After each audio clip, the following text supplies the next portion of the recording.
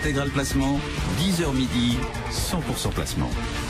Alors chaque jour, on vous aide à bâtir une stratégie patrimoniale, à faire fructifier votre épargne. Mais certains Français préfèrent s'en remettre au hasard. En tout cas, pour gagner de l'argent, préfèrent s'en remettre au destin, voire pourquoi pas chercher les trésors. Il y a beaucoup de chercheurs de trésors, figurez-vous, en France.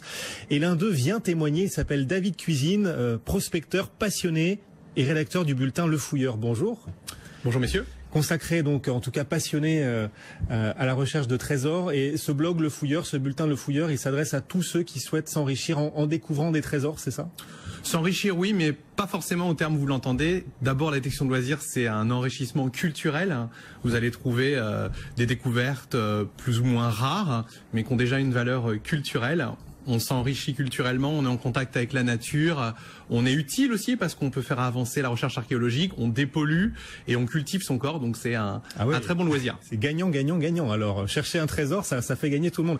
Exactement. Il y en a beaucoup des chercheurs de trésors en France. En France, on est à peu près 120 000 chercheurs de trésors. Il se vend entre 10 et 15 000 détecteurs depuis 2011. Même si là, ça baisse un petit peu, on est quand même sur une forte tendance, un loisir en plein boom, qu'on compare un petit peu à celui des drones ou à l'airsoft. Ah oui, d'accord. Les détecteurs de métaux, c'est l'outil. Il y en a un d'ailleurs sur ce plateau, on peut le découvrir. Là, il est juste devant vous, détecteur de métaux, c'est l'outil nécessaire pour trouver un trésor. Tout à fait, oui. Vous en avez besoin. Il y a un vrai engouement, il y en a de plus en plus des chercheurs de trésors, c'est vraiment c'est une mode. Oui, depuis 2009, il y a eu plusieurs reportages à la télé. Il y a des facteurs qui ont fait que ça s'est développé, les ventes ont augmenté, le nombre de magasins a augmenté aussi. Il y a eu une course en Afrique à la recherche de la pépite.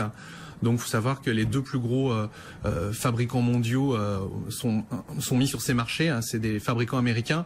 Une société comme Minelab, qui est le troisième, qui est une société qui appartient au groupe Codan, qui est un groupe australien, fait entre 150 millions de dollars et 250 millions de dollars de chiffres. Et les dernières estimations chez Forbes en 2015, ils estimaient que la vente de détecteurs de métaux, c'était 50% de leur chiffre. Donc, et c'est une marque qui vend essentiellement rien que sur l'Afrique. On est donc sur un marché très important. Et en France alors, quand on se met à chercher un trésor en France, vouloir gagner et s'enrichir dans tous les sens du terme en cherchant des trésors, où est-ce qu'on peut en trouver? Quel type de trésor est-ce qu'on peut trouver en France? Alors en France déjà, on va parler détection de loisirs. Alors des trésors, on va surtout trouver des objets un petit peu usuels, des choses comme ça. Il y en a partout, faut le savoir, n'importe quel champ, n'importe quelle forêt. C'est des vieilles pièces de monnaie. Alors voilà, chaque objet que vous voyez ici a une histoire en fait. Vous allez prendre par exemple ce que les gens aimeraient trouver, c'est souvent des pièces romaines, des choses comme ça, mais malheureusement ça se trouve pas partout, même si on peut avoir la chance d'en trouver. La plupart des trouvailles malheureusement qu'on va trouver sont des pièces qui sont abîmées, ce qu'on appelle les doubles tournois, c'était les pièces à l'époque des paysans. Après, si vous avez de la chance, vous pouvez tomber sur une pièce comme ça, de Néron.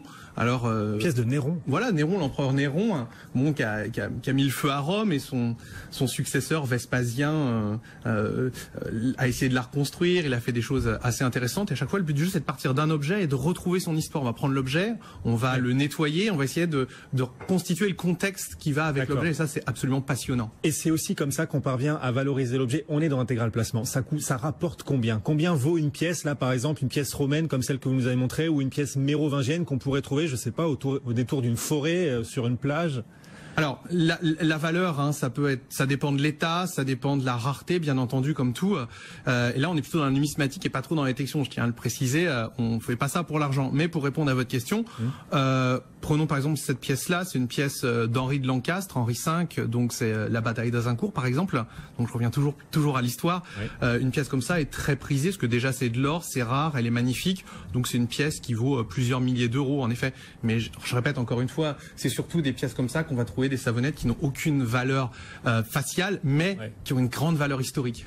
Il y a des trésors incroyables qui ont été découverts récemment en France. Il y a des grandes histoires comme ça. Bien sûr, des trésors, et ils s'en trouvent tous les jours en France. Et je ne plaisante pas. Et des belles choses, on en voit toutes les semaines, que ce soit au magazine ou dans la boutique. On nous montre des choses assez incroyables. On peut citer par exemple le trésor de Bouc. C'est un retraité des mines dans l'est de la France qui se balade avec son chien, avec son détecteur. Il trouve plusieurs centaines de pièces d'or et il va les déclarer. Et malheureusement, que fait la mairie? Elle s'approprie le trésor, et lui, il a eu 0 et il a fini au tribunal. Parce que c'est ça, malheureusement, la loi en France. On ne vous incite plus à déclarer. Attendez, parce que je découvre un trésor, voilà, ou je découvre un butin. Si je le déclare, l'État prend tout, il ne me reste rien? Avant le mois de juillet 2016, en effet, vous aviez 50% pour l'inventeur, celui qui trouve le trésor, et 50% revenait au propriétaire du terrain. Seulement, la nouvelle loi patrimoine du mois de juillet 2016 explique clairement dans l'article 541 que l'État peut s'approprier n'importe quelle découverte historiquement ou archéologiquement intéressante sans contrepartie et quelle que soit la circonstance de la découverte. En gros, tout simplement, c'est une légalisation de la spoliation.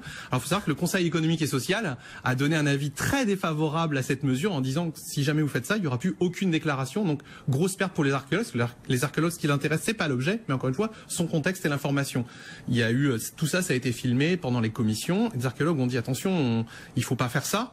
Et le législateur, qu'a fait le législateur, il a dit c'est pas grave, on fait quand même et on fera le point dans 5 ans. Donc je peux vous dire que depuis 6 mois, il n'y a plus aucune déclaration. Plus personne ne déclare. Ouais. Exactement. Bon, donc dès qu'un butin, dès qu'un objet intéressant d'un point de vue culturel ou archéologique est découvert, ça part à l'État si on le déclare. Hein, voilà. Tout à fait. On peut espérer le garder. Donc il faut espérer trouver des valeurs, des choses, des objets de valeur qui n'aient pas un intérêt archéologique ou culturel. Là, dans ce cas-là, on les garde. Alors oui, c'est possible. Alors prenons par exemple, vous vous baladez, vous héritez d'une maison et là, sous la cheminée, vous trouvez une boîte avec des Napoléons en or, des titres, des bijoux. Bon voilà, ça c'est pas aucune valeur archéologique. C'est de l'or, c'est boursable directement. Vous allez échanger vos pièces, il n'y a pas de problème. Ou alors à la plage, vous baladez à la plage, vous trouvez des bijoux et là il y a aucun problème non plus. Il n'y a pas de valeur archéologique ni historique. On est super pratique chaque jour dans Intégral Placement. Ils sont où les coins où on a le plus de chances de trouver des trésors en France? Dites-nous tout, révélez-nous vos secrets, allez-y. Les secrets, faut penser là où on va avoir une chance de trouver quelque chose, c'est là où il y a de la vie donc près des centres urbains. Faut penser aussi que certains centres urbains actuels ne l'étaient pas à l'époque et vice versa. Et généralement, on reprend là où il y a eu de la vie, c'est sur les hauteurs, c'est aussi près de l'eau. Donc voilà, c'est des petits trucs qu'on peut aller. Par contre, encore une fois, si vous pratiquez ce loisir, il faut savoir que la détection de loisirs est libre à condition d'avoir l'autorisation du propriétaire et surtout de jamais détecter sur un site archéologique. Ça, c'est réservé aux professionnels, aux archéologues. Et il faut savoir qu'un site archéologique, c'est pas forcément quelque chose qui est seulement en train d'être fouillé. Ça peut être aussi des sites qui ont été fouillés au 19e siècle. Ça, on n'a pas le droit. Ou même une simple ruine. Vous dites, je vais aller faire la ruine.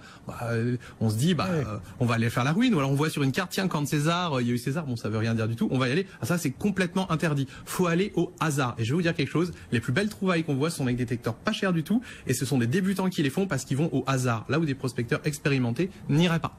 Ça coûte combien un détecteur de métaux comme Détecteurs de métaux, ça c'est les plus vendus, ça coûte entre 200 et 300 euros pour débuter et après on monte jusqu'à 2500 euros et jusqu'à 30-40 000 euros pour des radars de sol. Et vous le disiez, 120 000 chercheurs de trésors en France, vous en faites partie, vous cherchez vous-même. Tout à fait, oui, c'est mon métier. Vous avez changé de vie même pour en faire votre métier. Ah tout à fait, moi je vivais aux États-Unis, je suis revenu ici et j'ai découvert ça complètement par hasard et j'ai tout abandonné et on a créé un magazine, une boutique, un blog et ça fait 13 ans que je vis de ma passion, en effet. Ça fait du bien, non? David Cuisine, merci d'être venu nous voir. Merci à vous. Donc, et rédacteur du bulletin Le Fouilleur qu'on peut trouver sur Internet et il se balade comme ça tous les jours avec ses détecteurs de métaux à travers la France. Merci messieurs. Merci à vous.